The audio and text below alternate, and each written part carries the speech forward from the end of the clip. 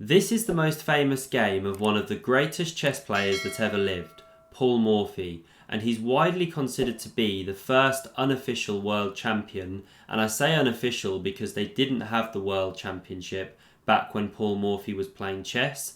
So he was born in 1837 in New Orleans, USA, and this game was played in 1858 in Paris. Now I'm giving some backstory because the game is known as the opera game because it was played at an opera in Paris and Morphy was invited there by Duke Carl II, who was Duke of Brunswick, and his friend Count Isard, who was a French aristocrat.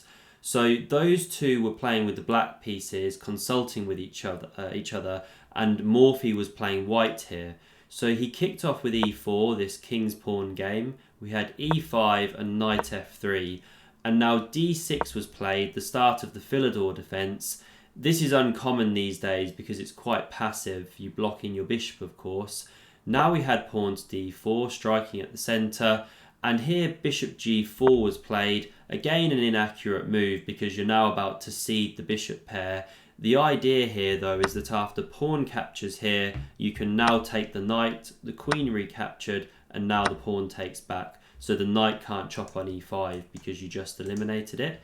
And now we had bishop to c4 from Morphy, so he develops with tempo here, threatening checkmate. Knight f6 came to defend, but now a beautiful switch from the queen, queen b3, hitting f7, hitting b7, and black's already in tons of trouble. This is why you don't play like this. So queen e7 holds this pawn, and now you could take this pawn here, that's a good move, but Morphy goes for the rapid development, playing for the initiative, knight c3. Really good move, getting his pieces out. Now we had pawn to c6, so laterally defending this b7 pawn, bishop to g5, pinning the knight and preparing long castles. And now it's really hard for black to play a move. Fischer said of this position that black is in what's like a zugzwang position here. He can't develop the queen's knight, this one, so you can't bring it to d7 or the queen takes here. He can't develop the king's bishop. It's really hard to play a move. So black goes b5 here, looking to get rid of that bishop, sort out the pawn problem, but here Morphy comes crashing through. Knight takes on b5, beautiful. The pawn recaptures, the bishop takes check. You don't want to be stepping to the d file, so the most logical move is blocks with the knight. And now we had castles queenside. So look at the play that Morphy has got for a piece. He's threatening to now take this knight and win it because you can't recapture with this one because of the pin. So that's why we had rook to d8. And now look at this king, just entombed in its coffin, ready to be killed. And here we go. If you want to pause and try and find the move, please do so. Morphy unveils his classic combination for the ages. Rook takes on d7. You can't recapture with the knight, so the rook takes back.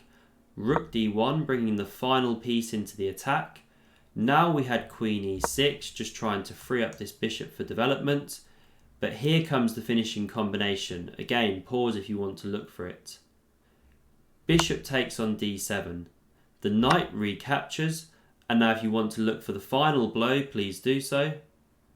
Queen b8 check. Stunning combination. The knight recaptures, and this is checkmate. Look at that for a picture, just checkmating with bishop and rook. I hope you enjoyed this beautiful Immortal game, and a big thanks to Pierre Groussac for your very generous donation. It really is greatly appreciated. If you want to see another amazing game, then do click here, and if you want to subscribe to the channel, then click here. Thanks very much for watching, and see you soon.